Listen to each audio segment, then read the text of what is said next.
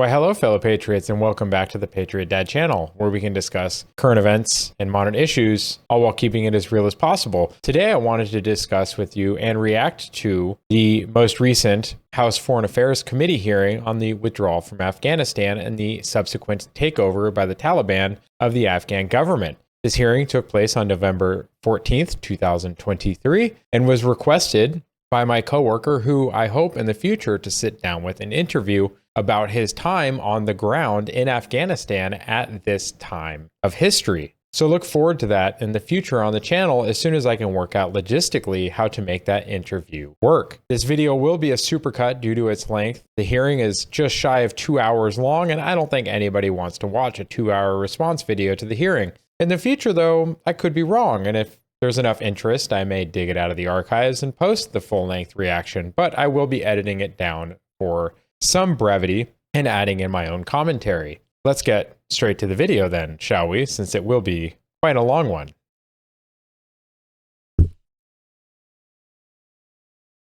So let's get into it. I now recognize my friend, my colleague, Mr. Waltz. Thank you, Mr. Chair, and I continue to be astounded at these hearings on the focus on the Doha Agreement. And we continue to be frustrated by the fact that nothing is ever accomplished by Congress, and we continue to be frustrated that these hearings never result in anything productive. So let's keep listening to something that will not change anything. As though it was absolute and irreversible when the Biden administration on day one reversed the Keystone XL, has reversed border policy, has reversed Iranian maximum pressure, has reversed, tried to re-enter the Iran deal, the Paris Accords. I mean, we could go down a long list of reversals of this administration from the last that it had no issue doing, but suddenly we're to believe they were handcuffed. So let's go to the case. Well, also, a lot of those things probably wouldn't have helped their friends, China. And the Bidens really like China, and China really likes them, in my opinion. Capabilities issue, a lot of focus and discussion on the 2,500 that President Trump left in place, along with our only air base in the world, sandwiched between Russia, China, and Iran.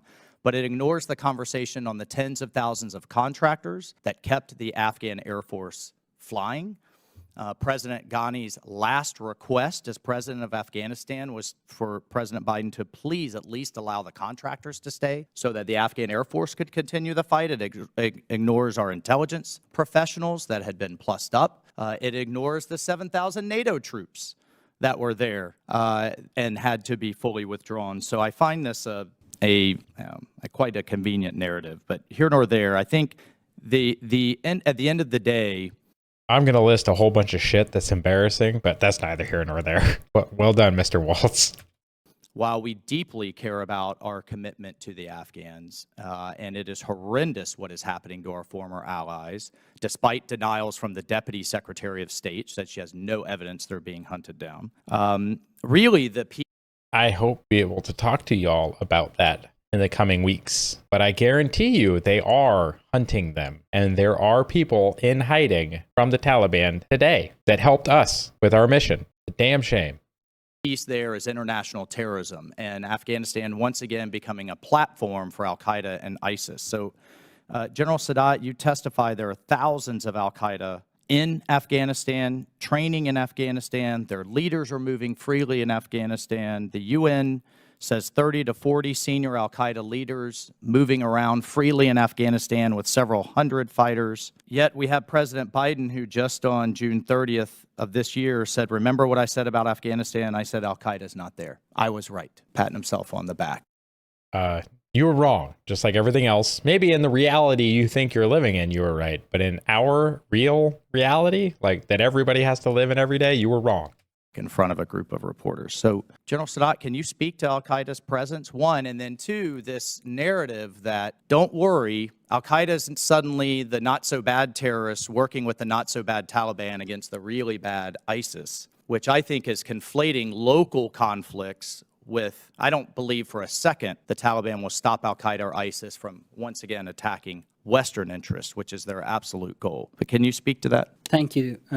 Congressman, there is Al-Qaeda leaders. Osama bin Laden's oldest son, Abdullah bin Laden, he is in Kandahar. He meets often with Hibatullah, the supreme leader of Taliban. In fact, he's advising them on Middle East and foreign donations collection from the Muslim countries. He's married to a Kandahari woman from Arghandab district in Kandahar. Osama Mahmoud, also known as Abu Zar, the leader of Al-Qaeda in Indian subcontinent, is in Afghanistan. He lives there.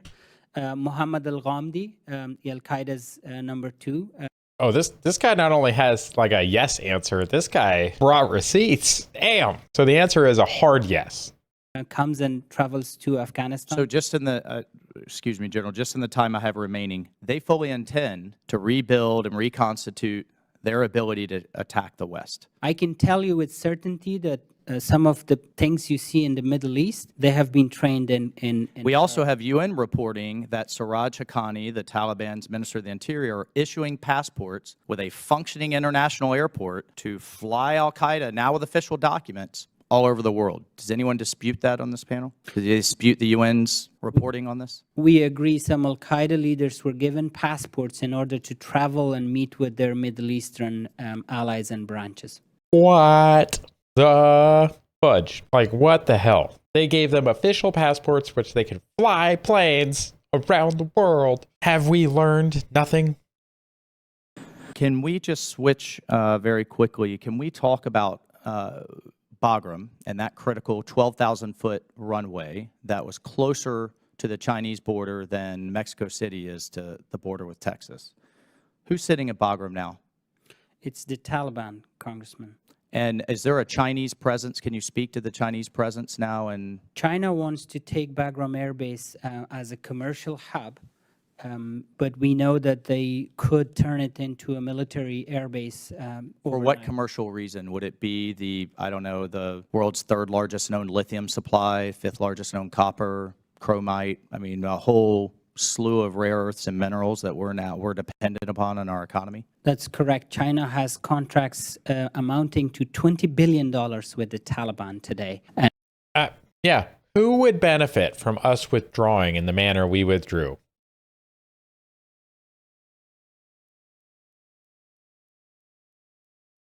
FJB, man. and they are intending to use the Afghan mines, lithium, copper, gas and oil, and others. China is also bribing the Taliban to allow to build a road from China to Iran, because China has a 25 years oil deal with Iran, so they can travel through Afghanistan if the U.S. Navy blocks China in the Indian Ocean. General, my time's expired, but General, I commend you for standing strong, and I commend people, that brave Afghans that continue to resist this oppression. And I will continue to press the administration on what happens if this deal with the devil that they've made with the Taliban goes wrong and America is once again attacked. Because we will need local allies, as we did when we had to go back into Iraq after Obama pulled us out, to continue this fight against extremism that the entire world is now seeing tragically on full display. So thank you. Thank you, Mr. Chairman. Thank you, Mr. Waltz. I spoke in my opening statement about the failure of this administration to recognize reality, to live in reality. I'm going to focus my questions on that. And whether it's domestic or foreign policy, they don't look at reality. They look at what they think is political reality, whether it's with the southern border and saying it's secure, whether it's with saying that inflation is just this transitory thing, whether it's what was taking place with the withdrawal from Afghanistan and the Security Council or the President or the press secretary speaking about what was taking place, or right up into this moment suggesting that there's somehow combat effectiveness in having a ceasefire in the Gaza Strip. There's a failure to live in the reality of the situation and the reality of the situation for the betterment of the United States of America. I, in my statements, said, I think that that April 14th date of go to zero was the oh shit moment. Oh shit. Member of Congress dropping the oh shit. I mean, it was for Afghanistan, right? We said that and we said we're out, and they probably went, oh shit. Like, people at that moment said, wow, I'm going to have to get out of Dodge. I'm going to have to hide my family. I'm going to have to find a route out of here. I'm going to have to find documentation to, figure out how I can get into some other nation. I'm going to be hunted. I don't know if I'm going to be able to stay in my home. We don't know how many people are going to be requesting to get out of Afghanistan. And when you multiply wives and children, from 8 to 28, the list goes on and on. I considered that to be an oh shit moment. But that's me. I want to know from you all, when did you identify an oh shit moment in that year as we were approaching the withdrawal of Afghanistan? Or Ms. Mukhopadhyay, Dr. Mukhopadhyay, it doesn't have to be that year. I know you've spoke about 20 years, but when did you identify? He almost excluded the prior administrations in his question, but good for him for reopening it. So I commend you for giving her the opportunity to blame Trump or somebody else, because they're gonna. An oh shit moment for that. And like I said, for myself, I capture it in, there are ways to define win versus loss. And it was in that time that I realized we were going to move towards a loss, and this was going to be significantly worse than what they're anticipating. So in that, I'll leave it to you all to sort out the order in which you choose to answer this. But that's what I'd like to know from each of you, is when do you identify it as that? Thank you, Chairman. I want to start by saying that I do remember that announcement, that moment in April 2021, and I do remember feeling very nervous. And I will also just say that August 2021, September, right to the present moment, for me, for all of us who cared about and worked on Afghanistan, has been a deeply challenging time, and a time for us to reckon with all of our responsibilities on that front. I would go back, I suppose, to February 2020 as the moment when I considered the beginning of the end of the war. I believe that's the Doha Agreement. I think that was the moment when a deal was signed between the United States and the insurgency it had been fighting, without our partner, the Afghan government, at the table, unambiguously subordinating the possibility for peace in Afghanistan to our exit and to the demands of the Taliban. And so for me, that's the moment. I'll say the moment was April 14th, 2021. That was the moment when everyone got off the fence, and after the Afghans got off the fence, and they had to make decisions. At a local level, Taliban commanders would go to district leaders or military bases, issue an ultimatum, fight, surrender, or just walk away. Some fought, some surrendered, some walked away. This, to me, there was still a U.S. presence. There was still hope that on April 13th, there was still a U.S. presence in Afghanistan. There was still hope that the decision to stay, that the problems could be fixed. But I spoke to numerous officials within the Afghan government, within Ministry of Defense, Ministry of Interior, and both over the span of a year, from the date of the Doha Agreement being signed, even after the withdrawal was announced. Many, if not all, there would be diplomats or an advisor to the president, and people of that nature. They were not convinced that the U.S. was going to leave up until August 14th, 2021. That's April. I think I see what he's saying, though. Like, people still thought we might reverse course and maintain a presence up until the date that our government said, we out. That's when they knew the U.S. was leaving. That's when it all became a reality to them. And that's when Afghanistan began to fully unravel. Mr. Chairman, I think I agree with you. The bad moment was when the announcement came in. But for me, I was blindfolded with my brotherhood and friendship with the U.S. military. I could never believe that when things go wrong, so wrong, the Americans will leave us and the U.S. troops will not help me, will not help General Khoshal or Governor Massoud, because we spent 20 years building relationships. We became brothers. For real, and we would never think that the Taliban will be advancing on our cities and the American B-52 will come and film them and just go away. Mr. Chairman, there is horrendous events that the U.S. Air Force had filmed in the last months of the war, that the Taliban were committing war crimes. They were not authorized to conduct airstrikes against them. I think there's three distinct things that needs to be recognized. The first thing is end of combat operation in Afghanistan. That had already happened. The second thing was end of prisons in Afghanistan, which President Biden tried to achieve. And the last thing, which is important for us, is more than everything, is the end of our republic. I think these three things have its own definitions. We as soldiers fight wars and make peace for a reason. If the reason is not achieved, we will continue to fight. If the reason is achieved, why is everyone saying that, oh, this war needed to end? Okay, it ended in our loss, and your loss as well. Ouch. He's right. We chose to end the war, and we chose to take the L and take our little L that we had. We took our L and we went home.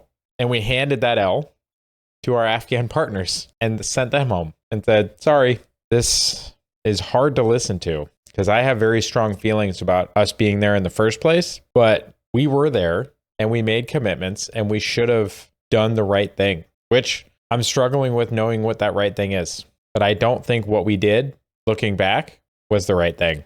I think that the world is going to see more suffering because of these choices. And I think in the end, less suffering is the goal. And so if we're going to see more suffering, then we did not meet our goal.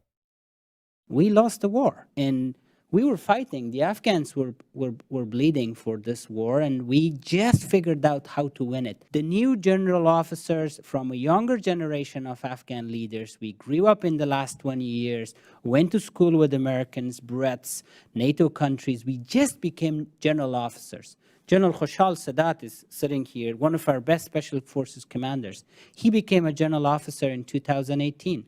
I became a general officer in 2019. Governor Massoud is sitting here, is a young Afghan politician from Farah province. He became a governor in 2021. Just that the U.S. real partners took over the responsibility that we knew how to fight, how to win, how to strategize, and how to combine the Afghan mindset and psyche with the U.S. technology and strategy. We all spoke the same language, we communicated, and this was the moment when the plug was pulled.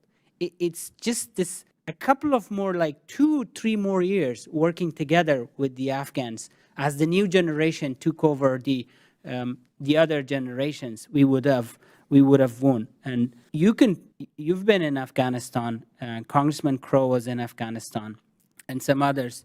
You can speak to this. The Afghan Special Forces were one of the best special forces in that region. We operated in a dynamic and an environment that I would say less special forces in the world could actually take on that. So I'm telling you, it was not the lack of sacrifices on our side. It was not lack of capabilities. It was a political failure that came from Washington. And of course, we are blamed for this. We have our own responsibilities. We have our own political failures back at home from our own politicians. But what about now? Terrorism is real. Al-Qaeda is real. If you tell me the United States mainland is safe, I will tell you it's not, sir. Okay, the Al-Qaeda may not be able to pull out another 9/11 attack today, but they will be able to do it tomorrow. And the United States is not exactly a country that's concised within its own borders. You are a global superpower. You project power across the country.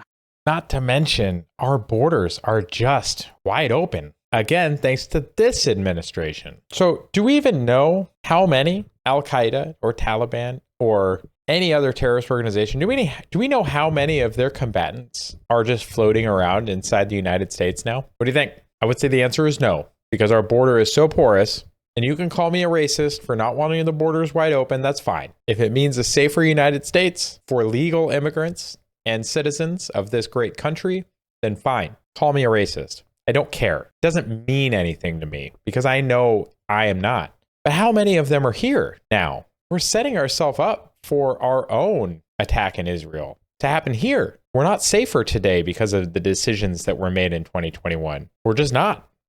Have bases, embassies, trade routes, envoys, and citizens traveling across the world. Are you telling me that those citizens are less important than your mainland here? Are they not vulnerable in Africa? Are they not vulnerable in Middle East? Can they travel to South Central Asia in the next 1 year? Nobody can give me that assessment. So what?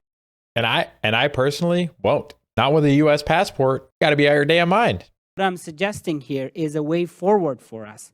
We are ready to partner again. We're ready for the great sacrifice. This is why we set up Afghanistan United Front. Young generals, young politicians, Afghan soldiers, civil society members to come together and craft a future for Afghanistan to free ourselves from this religious tyranny, from this terrorism. We don't like Al-Qaeda to be our guests. We refuse to accept that. And we need a little bit of help from your side. We need political support because we don't have a government.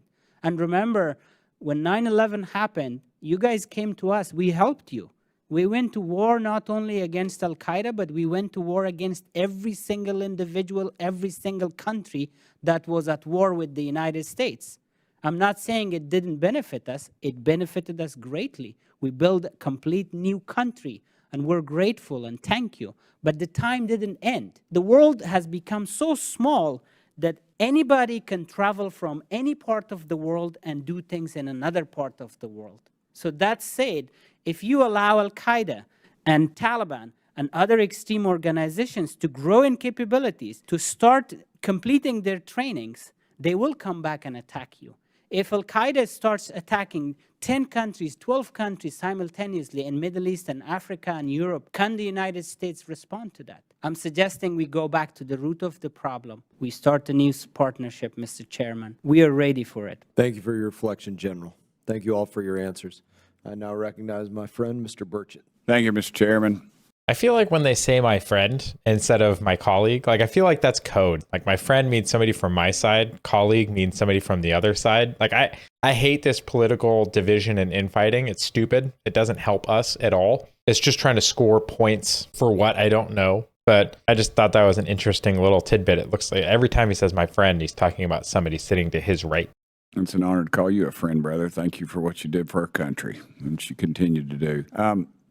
Before I give my questions, I just want everybody to know that Staff Sergeant Ryan Canals was the last person who died in Afghanistan, and he was a constituent of mine. His family are dear friends of mine, and they named I live on a state highway, and they named that, at my suggestion, they named that road after him. So I'm reminded of his sacrifice and the sacrifice y'all and your people have made. So thank y'all so much. I'm wondering, and you can just answer these briefly because I've got quite a few questions. General Sadat, what was the fighting like with the Taliban before President Biden's go-to zero order, and what was it like after? Sir, on the 31st of April, the last of American troops left from Helmand. On the 1st of May, the attacks in Helmand has decreased by 380%. This was like influx of hundreds and hundreds of Taliban driving from Iran and Pakistan. And the first provincial capital they wanted to capture was Helmand, where my command was. Unfortunately, Helmand is located just as a nod in front of Iran and Pakistan. In the 4 months that continued, the Taliban has lost 10,000 of their forces, but they couldn't take Lashkar-Gah. They conducted 17 suicide attacks only against myself when I was moving from one front line to another, but they couldn't take what they wanted to take. But the fighting was vicious. We lost a lot of people. Taliban lost a lot of people. It was very tough. They said 17 suicide attacks after this one guy? Jesus. Glad he's still here with us. Dang. Very difficult. It was like in the movies. You can only see it in some of the World War II movies, except it was real. Right. My father fought in the Second World War, so in the Pacific, so thank you. Were the women and girls allowed to go to school before President Biden withdrew from Afghanistan? Yes, sir. And I assume they're not now. That's correct. Is that correct? No? Okay. Mr. Raggio, is that how you... Equality, feminism, all the things the left loves. For some reason, they're quiet on this. It's weird. pronounce that name? Yes, sir. Oh, got it right. How many articles or studies did the Foundation for Defense of Democracies publish about the Taliban possibly taking over before it happened? I couldn't count, sir. We published numerous studies on, I honestly, sir, I just... So you weren't surprised? Yeah, no, I wasn't surprised. This is something we warned about. Right. Were you surprised at how fast they did take over? No, sir. Okay. Why does this administration continue to say they were surprised by how quickly the Taliban regained control? I mean, everybody was talking about it. Everybody said it was going to happen. It was on the news. It just seemed to me, that with them to say that to me was just ridiculous. It would be an admission that if they knew that Afghanistan would have collapsed so quickly, and they withdrew anyway, it would have been an admission that they left Afghanistan to the predations of the Taliban. And to the benefit of the Chinese. Don't forget that part. Why does this administration continue to say, though? Why would they say they're surprised? I mean, they just have to admit they were wrong. I mean, it's kind of like our southern border. They can't admit we got a problem with fentanyl because they'd have to admit it's coming over the southern border. I mean, it's the same type of deal. It's kind of a diversion, in my opinion. It just seems to me, you made a mistake. Let's move on. Yeah, no, they won't admit that ever. The left never admits they're wrong. To the demise of tens of millions of people, the left in history has never admitted they're wrong. Take your lumps and go. Yeah, I think this administration, look, either it understands that Afghanistan was going to collapse or it didn't know. Neither is good. So it's maintained the quick collapse narrative in order to not, this administration doesn't want to reflect on its failure in issuing the order to withdraw from Afghanistan. I would argue that this isn't a failure to them. They got out. Their friends in China got what they wanted. Everybody got what they wanted, except the people of Afghanistan. The people in government made a ton of money. Their friends in China are now going to make even more money, and they're going to kick it back because we've seen reporting of payments from China to our current administration individuals. I won't get specific, but we all know who it is. Is this actually a failure, or are we misunderstanding? Are we just misunderstanding what the goal was? I know what the goal would have been for me in this case, but do we actually understand what their goal is? Because to them, this might be a success. Think about it. Even the State Department report that was issued, I want to say a month or two ago, the primary blame was placed on President Trump. And as I've said numerous times, that Doha deal was a mistake, but it was a mistake that could be corrected. The withdrawal could not. The administration clearly hoped that it would gain some type of Vietnam-esque decent interval, withdraw from Afghanistan. Maybe it collapses in a year or two and they could point the finger at the Afghan government. I'm running out of time real quick. If the evacuation were properly planned, would the attack at Abbey Gate have occurred? No, that would have been an extremely difficult attack to have been carried out at Bagram. Anyone who's been to Kabul, which I have, and of course my panelists has as well, it knows that conducting an evacuation from Hamid Karzai International Airport would have resulted in an absolute disaster. Great. A private in the U.S. Army would have understood this, sir. Thank you so much. Thank you, Mr. Chairman. Thank you, Mr. Burchett. You should know while I pinpoint us on starting on time, I have a laissez-faire approach to stopping the clock for individuals. If you're saying something valuable, we want to hear it. So now I recognize my friend, Mr. Crow, again for 5 minutes. Oh, I was wrong. He called somebody on to his left, friend. Chairman, Dr. Mukhopadhyay, I would like to go back to you. You earlier were trying to provide some additional context around the issue of the drawdown and the troop number. And I would love to hear you finish that line of thinking, because I think the context around that and what was going on politically and within Afghanistan and the What part of context? You know what? I'll just let him cook.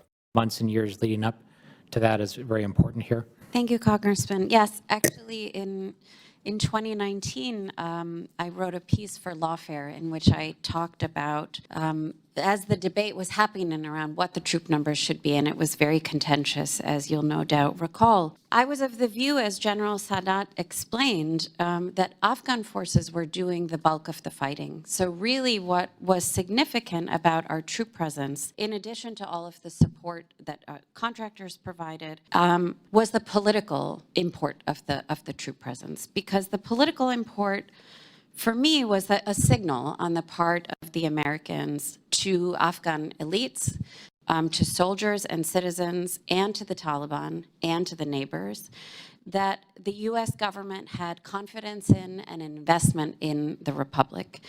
And so the question of how to end the war, I think we all know that Republicans and Democrats agreed the war needed to come to an end. The question was how to do that responsibly. And the reason that I keep coming back to the Doha Agreement, but really it's not just the Doha Agreement, right? It's starting with the negotiations that began by President Trump in 2018, was that set of negotiations signaled to the Afghan government, to the Taliban, to the Afghan people, that in fact the US government no longer had confidence in and an investment in the Republic. And I think it's important to say, when we keep zeroing in on April 2021, that as Mr. Roggio's own data shows, that only 129 of the 407 districts in Afghanistan at that time were fully controlled by the government, right? This, again, this was a process of the Taliban recognizing that it was winning,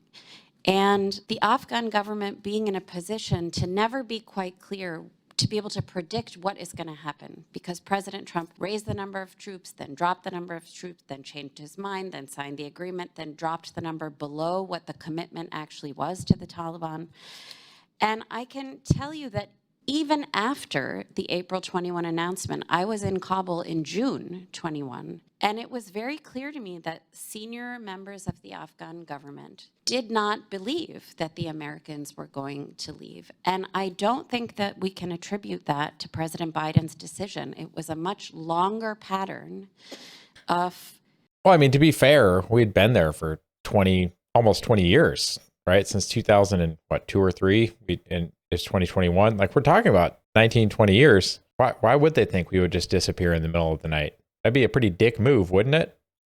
Why would we do that? Why would we do that?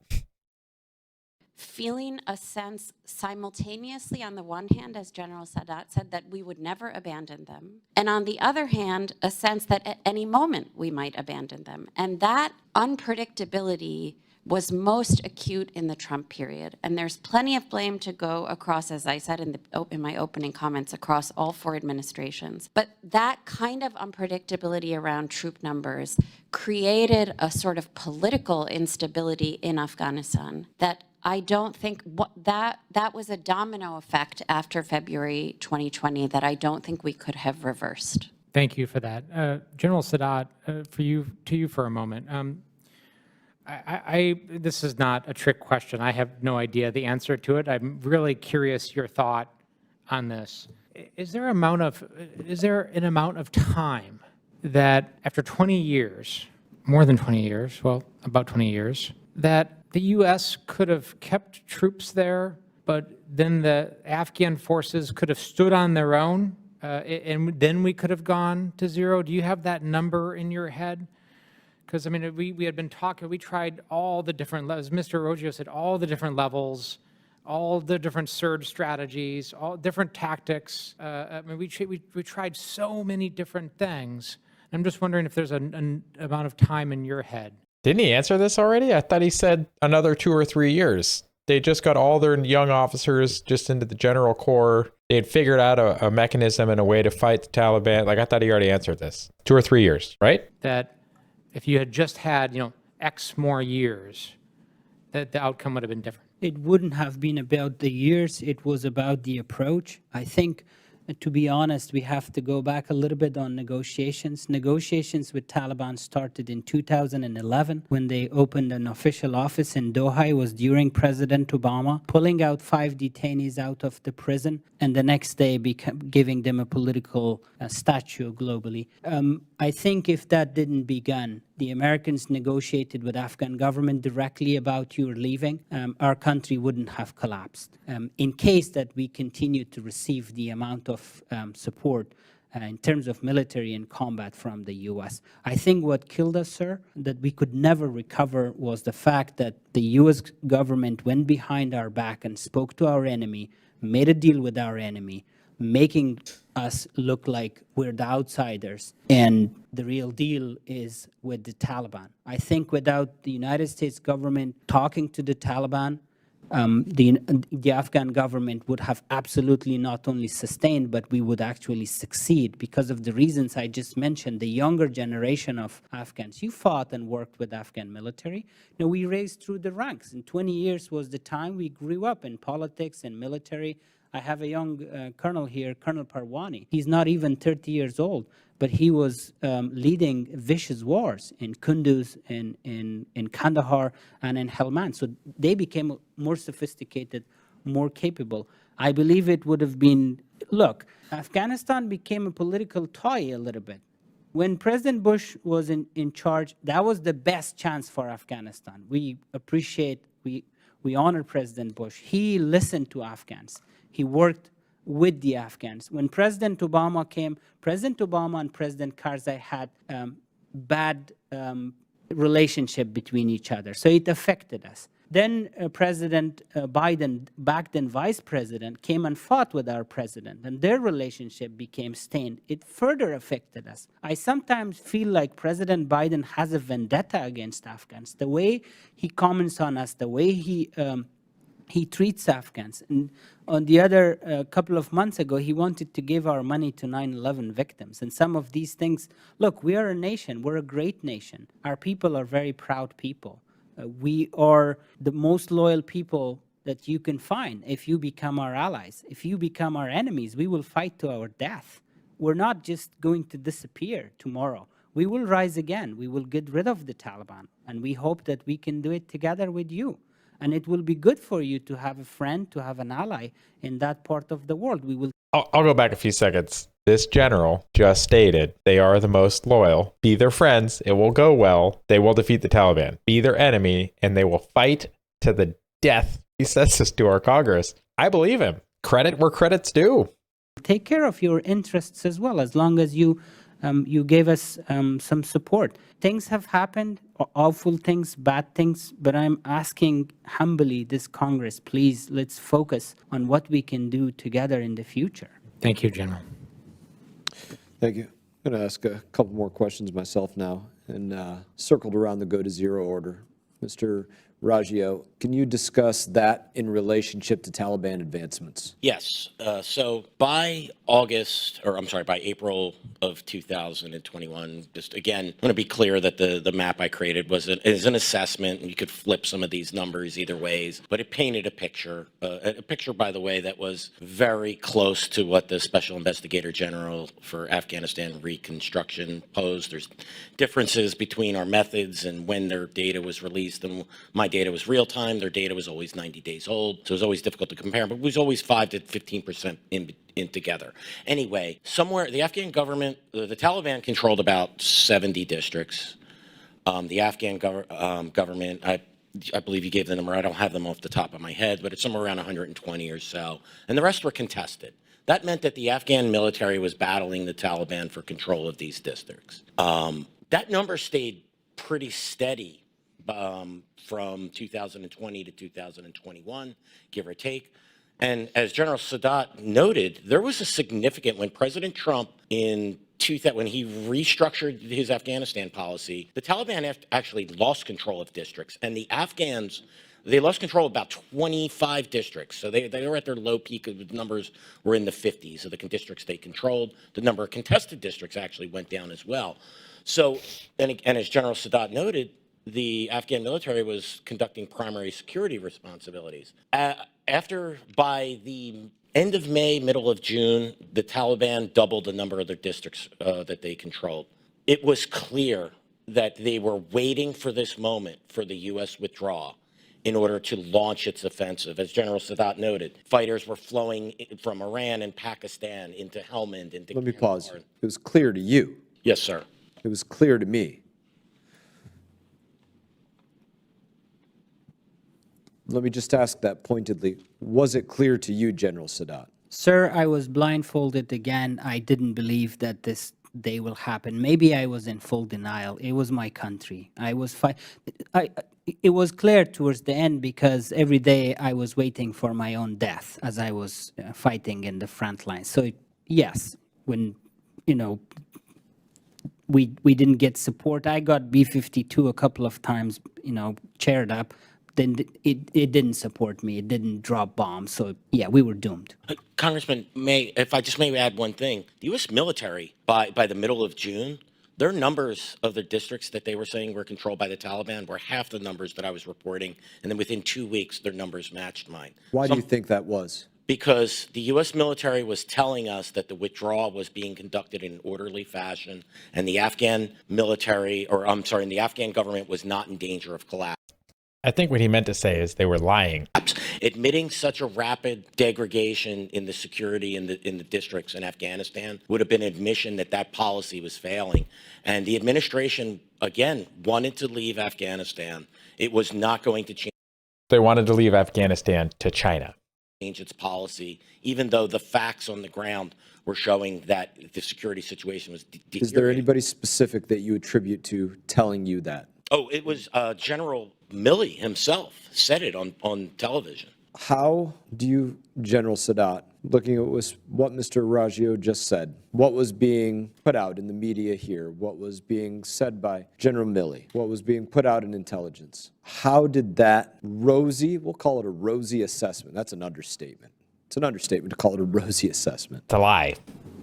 How did that affect your decision-making on the ground? Did you buy into it? Did you not buy into it? You mentioned already that, it gave you some blinders to some extent, your relationships. But can you help elaborate on that just a little bit? Sir, the truth of the matter is after President Biden announced withdrawal, the U.S. forces and Afghan forces were in complete disarray with each other. Everybody was trying. The U.S. forces were ordered to leave. The Afghan forces we were trying to hold with our teeth, with our hands, whatever we could have got. So no, nothing really mattered to me anymore. Whatever Washington was saying, I was trying very hard with my brothers to save our country. The truth of the matter is, it was excruciating to separate two war brothers, two militaries that worked for 20 years. Suddenly, we were told not to work anymore. You're saying what Washington was saying. I'm not trying to put words in your mouth here. I'm trying to understand what you're saying. What Washington was saying didn't matter to you at all on the ground there because I didn't trust them. Garbage. It was crap. I don't want to jump into I have a lot of respect for the U.S. military, for the veterans. I have worked with the CIA as a counterterrorism task force commander with the U.S. military for several years. But it seems as if when it came to Afghanistan during President Biden, a lot of the decisions made in the U.S. Military and in the CIA were very, very politically driven. Sometimes they told us that as we don't know about what President Biden is thinking and deciding, they didn't know as well. President Trump, of course, he had made mistakes. The Doha Agreement was a mistake, but he listened to his generals. He listened to the assessments. He sent us letters about how can we win, for example, what can we do, these things. But not to mention, he listened to his generals, which might have actually been to his detriment. They were lying to him. Syria is a good example of that. They lied to him about the presence. He wanted people out. They said they're out. They weren't out. He listened to his generals, and his generals weren't even being honest with him. He sent us letters about how can we win, for example, what can we do, these things. But I think when it came to President Biden, the vendetta didn't really allow President Biden to see Afghanistan for what it is. Even today, as this administration's diplomats are going around the world and lobbying for Taliban, the fact that everyone is trying to push Afghanistan under the rug, sir, is going to hurt your national security. You're not recognizing the threat as it is. I appreciate that. Oh, that's a bold statement. Also, I don't know how much of it is Biden hating Afghanistan more than how much he loves his friends in China. General. I now recognize my friend, Mr. Nunn. Thank you, Mr. Chair, and I appreciate you, Chairman Mast, for leading this very important after action. It's the only one that has really been done in the House here, despite nearly 2 years with an absentee administration evaluating its own failures. I've flown enough combat missions in both Afghanistan and Iraq to know what success looks like, including support to special operations Afghan forces on the ground in the area, as well as to know what failure looks like. In this case, the failure when the withdrawal from Kabul resulted in volunteer veterans, myself and many included through Task Force Argo, helping to evacuate 3,000 individuals. For those individuals in the audience who have been part of that incredible volunteer team, a salute to each of you. You've done more than our own federal government has done to help save Americans in that horrible situation. I want you to know that in every mission that we flew, when we landed, we immediately did a post-flight report. That's the critical after action that really drives so that we can prevent failure in the future and advance successes that can be replicated. Your testimony today does so in a way that the rest of the administration has refused to acknowledge. Sadly, 13 Americans gave their lives in the evacuation, including Corporal Deacon Page from my own district in Red Oak, Iowa, who manned the line despite intelligence being very clear that there was a threat in the area, sacrificing so that other Americans and Afghan allies could evacuate. The honor and bravery of these American soldiers will never be forgotten. Their sacrifice in the theater of combat forever reminds us that our freedom is not free. And as geopolitical tensions across the globe continue to rise, the U.S. military must be prepared for future events that could have been learned years ago from our withdrawal from Afghanistan. Talking about future conflicts, I don't like it. They might be necessary someday, but I don't like talking about it now. I mean, we're not ready for them. We can't even meet our own recruitment numbers. Most of the United States is now ineligible for joining the service. They're too lazy, fat, drugs, whatever. They are not eligible to fight in our fighting forces under current regulation. What are we going to do in the future? Let all the people crossing the border fight for us? I doubt it. So we're going to go Air Force style, and I'm going to do gunship questions here. That's meant to be the ability for us to get back and forth very quickly here. Lieutenant General Sadat, now you led special forces in Afghanistan. In fact, you're still on a hit list by the Taliban in country today for the service that you rendered in the defense of Americans and your country. I want to begin by first thanking you very much for all that you've done to help save the lives of our brothers and sisters in uniform, but also to your own country. Your service and sacrifice is not unnoticed. I'd begin with saying, did you find that the Biden administration communicated a plan for withdrawal to your team in a timely manner? No, sir, there was no plan, sorry. A plan is when it's communicated to the partners on the ground. We were Afghans, we owned Afghanistan, we were in charge there. There was no plan shown to us. As a result, were your special operators put at great risk? They were at great risk. Even were Americans who depended on you to be the front line also put at great risk? I think the confusion was real, and it put everybody at risk. What was the impact of President Biden's go-to-zero order on assistance that the U.S. was providing to the Afghan military? Did it degrade your capabilities? It immediately shut down all software system, including the aircraft software system for intelligence collection, navigation, and other matters. I want to deep dive with you on that. As a recon. Whoa, hang on. So when the go to zero order, they just decided they're just like, nope, we're out. That's crazy. That's crazy. I hope he gets into this. That's interesting.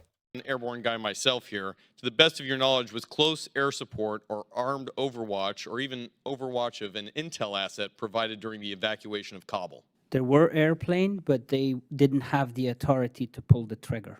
Did you ever receive updates from them on what was happening real time on the ground? No, sir. What was the...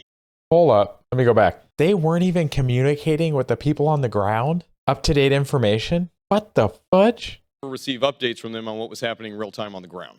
No, sir. What was the U.S. retrograde of Air Force cover in the immediate vicinity's impact to your team on the ground? One day in June, I called the U.S. forces in Doha to give me support, and they said every day we can only send 3 drones to Afghanistan, and I said we used to have 20 drones. Why not? They said the country of Oman is only allowing 3 drones per day. This is the time that across Afghanistan over 500 engagements are happening between Afghan and the Taliban forces. The U.S. could only get 3 drones to Afghanistan, and those were used to support the U.S. presence in Kabul, the embassy, and also the RS. So, General, we've talked about how degraded your forces were, and as a result, how vulnerable both Americans and Afghans were. What did the go-to-zero order have on the Taliban at the same time? It was celebration. They distributed sweets amongst each other, saying that the best has happened and we're going to take over the country. And it also gave them this... what do you say, this steroids, and therefore a lot of them killed themselves. Actually, it was unbelievable. What I saw was the zombies rushing in to take over districts and cities, although they died in hundreds. And General, for your troops, for the forces you commanded, the abandonment by the Biden administration, what happened to the special operations forces that were left behind in Afghanistan? Some were killed. Some 30,000 Afghan forces are in Taliban prisons. 30,000 of their forces are in prison. I mean, it could be worse, I guess. They could have just all been massacred, but holy cow. 10,000 special operators are in Iran that every day they're being arrested, tortured, and sent back to Afghanistan. The other day, I got a call from Colonel Razik. He's one of the police officers who served under Khoshal in Pakistan. He lost one of his legs in Guresh district of Helmand. The police took over his prosthetic leg and had him crawl for 30 feet into reaching the car. He called me back and he said, "Sir, what do you want me to do? Should I kill myself, go to Afghanistan, or go to Iran?" In Iran, our officers, general officers and colonels are working in floor mills. They're doing dirt jobs. They're working in street cleaning. Whatever money they earn, they have to give for visa. Iranian visa is very, very expensive. When their visas expired, they're being kicked back to Afghanistan, and the Taliban immediately arrest them, and then they disappear from the radar. General, thank you very much for your service, for the service of the forces under you. It is never an advantage or a wish to have to lose our own forces at the hands of the enemy. It's even worse when we have to hand our own forces over to the enemy. Mr. Chairman, I want to thank you very much for leading on this, and I want to emphasize the fact here that after 2 decades of service by both American men and women and by your own countrymen, we leave behind a situation worse than where we found it. And we put on the altar of sacrifice the very men and women who stood up for a future of Afghan. Know that you have allies here. Thank you for the after action. I yield my time, Mr. Chair. Thank you, Mr. Nunn. Mr. Crow, you're recognized for a close. Wow. That's, I mean, many things were left poorly, but like, that's crazy to hear it directly from the mouth of somebody who was there. And that's why I hope to bring you that interview at some point in the future, if I can work out the logistics of it. Because I got to find a way to get information from my friend that does not disclose who he is, nor does it disclose any information that he may want to use for a book or some other thing in the future. I just need to get kind of general ideas. So trying to work that out. I look forward to bringing that to you if I can. We'll work very hard in making sure that happens. Closing remarks. Closing statement.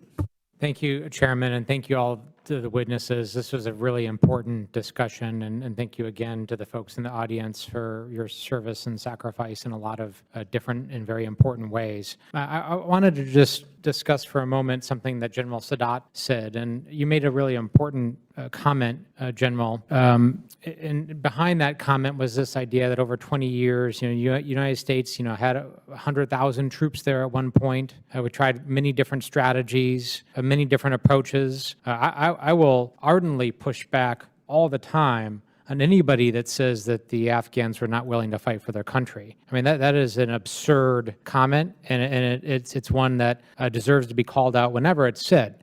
Nope, nobody said that today. Yep, that's a weird statement to make because nobody said it. Because I don't need to tell you all the heart, the grit, the sacrifice, how many of your brothers and sisters gave everything for your country. So it wasn't that.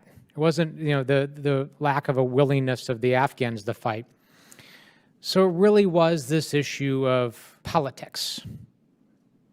It really was this issue of the message that was being sent and the lack of an ability to have a viable political process that set the Afghan government up for success. And for me, the conclusion to that is that that whole problem happened way before April 2021. And again, my criticisms and critiques of the manner of the withdrawal are well documented, right?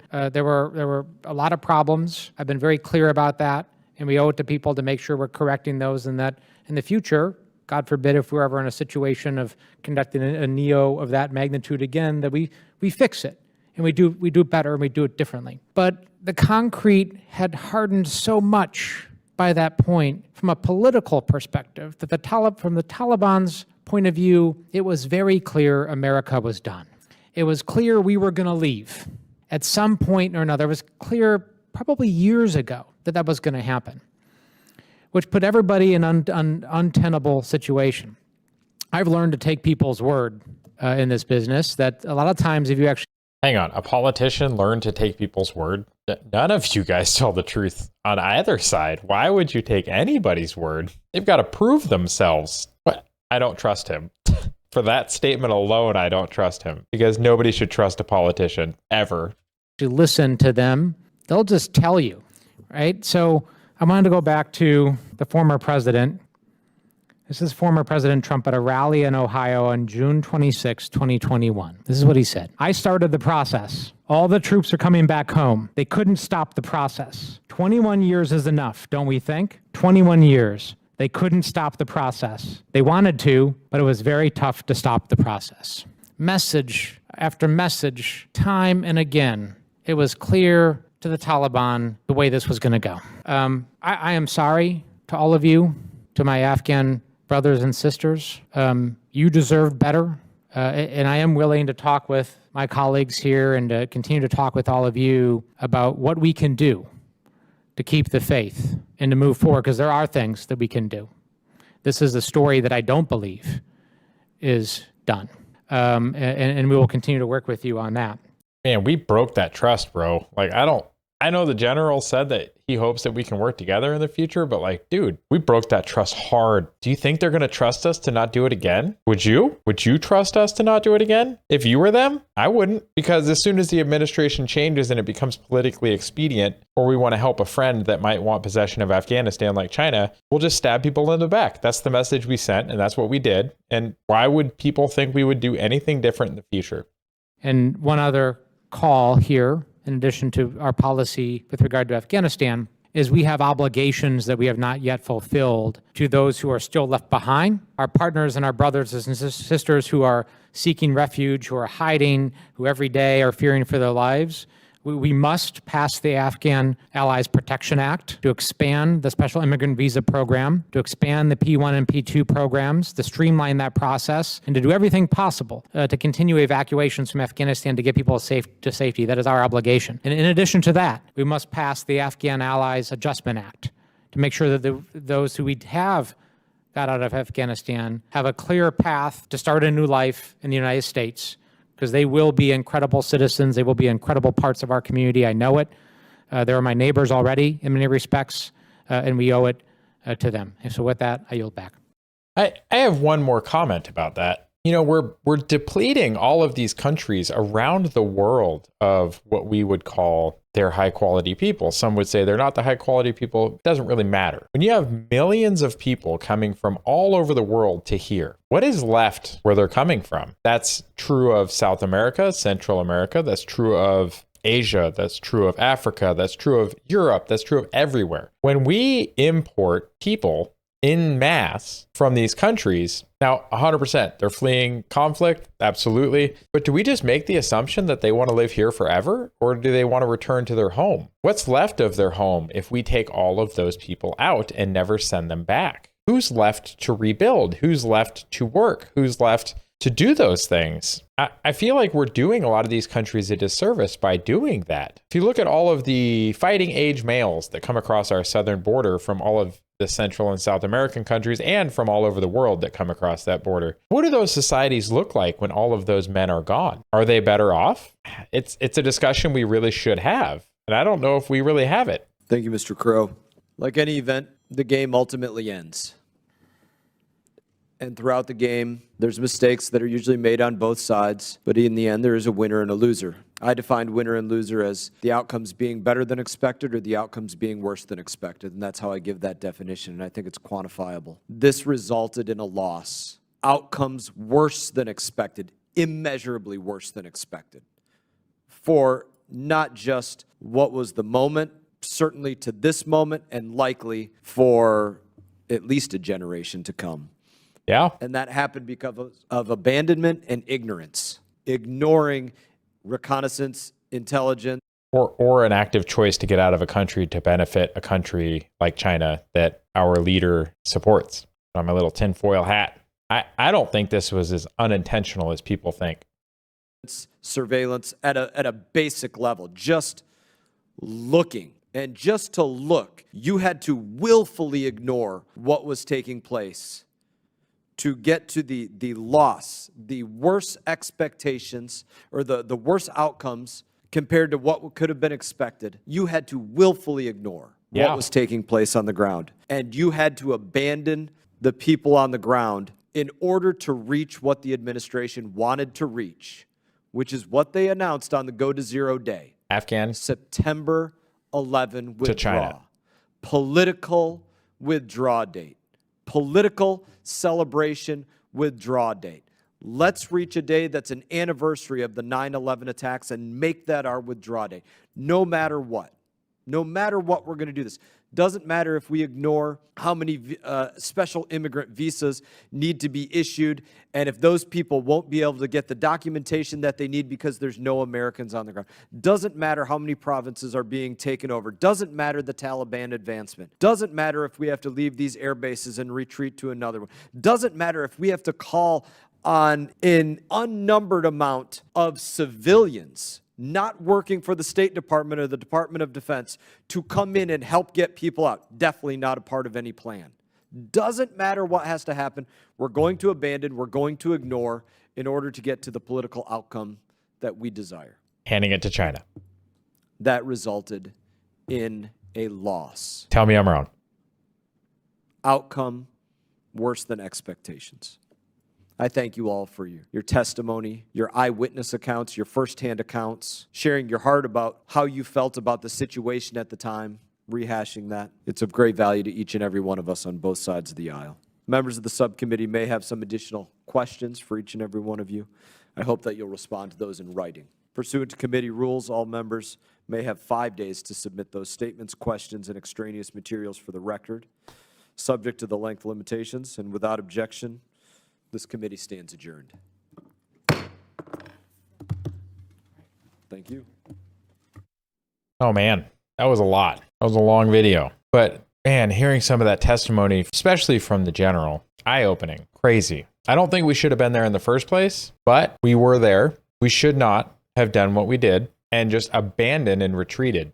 Because, like Mr. Mast stated, we left and things are now markedly worse than they were before we left. Of course, I don't want a permanent American presence in Afghanistan, but I also think that having some limited presence for a few more years to get a better outcome would have been preferable to what we got. And you heard the discussion about China and its deals with the Taliban, Iran and its deals with the Taliban, China and its deals with Iran, and how many people are now in prison and in hiding because of the things that the United States chose to do. And if we expect them to help us in the future, I don't see why they would. I think that's unfortunate. For those of you that made it to the end of this video, I hope that you enjoyed the content. If you did enjoy it, please give it a thumbs up and leave a comment below. If you'd like to see more videos like this one or the follow-up interview with my friend, please subscribe to the channel and click the little bell icon so that you can be notified when I upload new content to the channel. Please share the video with friends and family, and feel free to leave a recommendation for a future topic of discussion. I hope everyone has a great week. Just do some thinking on what your thoughts are on this. Take care, everyone. God bless, and bye for now.